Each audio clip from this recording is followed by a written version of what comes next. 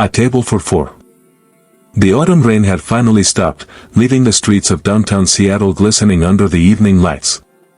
Sarah Mitchell stood at the entrance of the Harborview restaurant, her heart beating faster than she wanted to admit. She smoothed down her beige dress with nervous hands, checking her reflection in the glass door one more time. "Ma'am, come on." Her daughter Emma tugged at her hand with surprising strength for a 5-year-old. "You look beautiful. Let's go inside." Sarah smiled down at her little girl, taking in the pink dress and the determined expression on her face. Emma had been unusually excited about this dinner all week, ever since Sarah's sister Rachel had convinced her to try this blind date. After 3 years of raising Emma alone, Sarah had finally agreed to dip her toe back into the dating world. "Sweetheart, remember what we talked about," Sarah said gently, kneeling down to Emma's level. "This is just dinner. Just meeting someone new. No big expectations, okay?" Emma nodded solemnly, but her eyes sparkled with something Sarah couldn't quite identify. "Opie, maybe. Or mischief." The restaurant's interior was warm and elegant, all dark wood paneling and soft lighting from crystal chandeliers. A hostess in a crisp black suit greeted them with a professional smile. "Reservation for Mitchell," Sarah said, her voice barely steady. "Of course. Right this way, please." They followed the hostess through the main dining room, where well-dressed couples and families enjoyed their meals. The gentle murmur of conversation mixed with the soft clinking of silverware on china. Sarah's palms felt sweaty. She wondered if she'd overdressed. Or underdressed.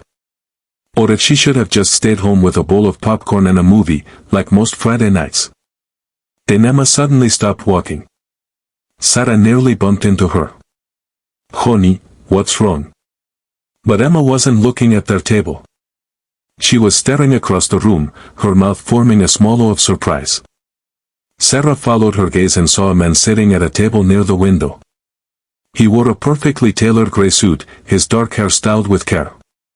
Next to him sat a young boy, maybe 6 or 7, in a button-down shirt and small vest. The man was cutting his son's steak with patient, practiced movements. Even from this distance, Sarah could see the gentle way he interacted with the child, leaning in to whisper something that made the boy giggle. "Emma, our table is this way," Sarah said, tugging lightly on her daughter's hand. But Emma had other plans. Before Sarah could stop her, Emma pulled free and marched straight toward the man's table. Sarah's stomach dropped. Aat flooded her cheeks as she hurried after her daughter, apologizing to the other diners she nearly collided with. "Emma. Emma, stop." But Emma was on a mission. She walked right up to the man's table and pointed at him with her tiny finger. "You." Emma declared, loud enough that several nearby tables turned to look. The man looked up, startled. His eyes were deep brown, warm and kind beneath dark eyebrows that rose in surprise. The boy next to him stopped eating and stared at Emma with curious interest. Sarah finally caught up, breathless and mortified. "I am so sorry. Emma, you can't just. You're here for a blind date too, aren't you?" Emma asked the man, completely ignoring her mother. The man blinked. A slow smile spread across his face, transforming his formal appearance into something much more approachable. "Actually," he said, his voice deep and amused, "yes, I am. How did you know?" "Because my mommy is too," Emma announced triumphantly. "And she's really nervous and she changed her dress 3 times and she's been alone for a really long time because my daddy left before I was even born and she deserves someone nice and I prayed for someone nice and..." Emma. Sarah wanted the floor to swallow her whole. "I'm so sorry, she's very outgoing." The man stood up, and Sarah realized he was tall, at least 6 feet. But his expression was gentle, even as his son giggled behind his napkin. "It's quite all right," he said, extending his hand. "I'm Daniel Hartwell. And this is my son, Lucas." "Lucas is 6 3/4, the boy added seriously. "Hi Lucas." Emma waved enthusiastically. "I'm Emma and I'm 5 1/2. Sarah shook Daniel's hand, feeling the warmth and firmness of his grip. "Sarah Mitchell." And I'm, approximately 32 and completely mortified. Daniel laughed, a genuine sound that made the corners of his eyes crinkle. Don't be. Lucas has done worse at restaurants, trust me. Last month he tried to order fish sticks at a sushi restaurant and then explained to the chef why sushi was basically broken fish. Despite her embarrassment, Sarah found herself laughing. So, Daniel said, glancing around, where's your date sitting? Sarah gestured vaguely toward the hostess stand. I was just being seated when Emma decided to take a detour. And where's yours? Sarah asked. Daniel checked his watch, his expression clouding slightly. 20 minutes late. No text, no call. Mine texted to reschedule, Sarah admitted. 15 minutes ago something about a work emergency. They stood there for a moment, the reality of their situation settling between them.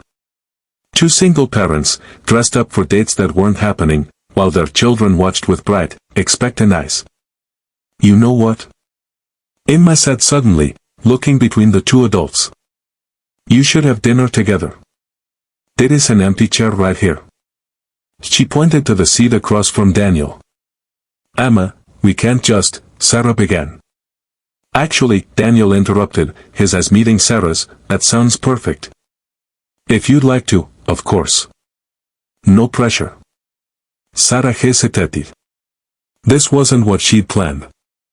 This wasn't how blind dates were supposed to work. But as she looked at Daniel's hopeful expression, at Lucas waving shyly at Emma, at the empty chair that seemed to be waiting just for her, something shifted in her chest.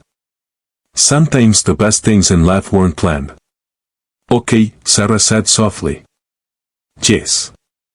That sounds really nice, actually. Emma squealed and immediately climbed into the chair next to Lucas, already chattering about her favorite cartoons. Daniel pulled out the remaining chair for Sarah, a old-fashioned gesture that made her smile. As Sarah sat down, she caught Daniel's eye across the table. He smiled at her, a real smile that reached all the way to his eyes, and something warm and unexpected bloomed in her chest. So, Daniel said, picking up his menu, tell me about this dress-changing situation. Was the first one really that bad? Sarah laughed, the tension finally leaving her shoulders. The first one was blue. The second one had a coffee stain I didn't notice until Emma pointed it out.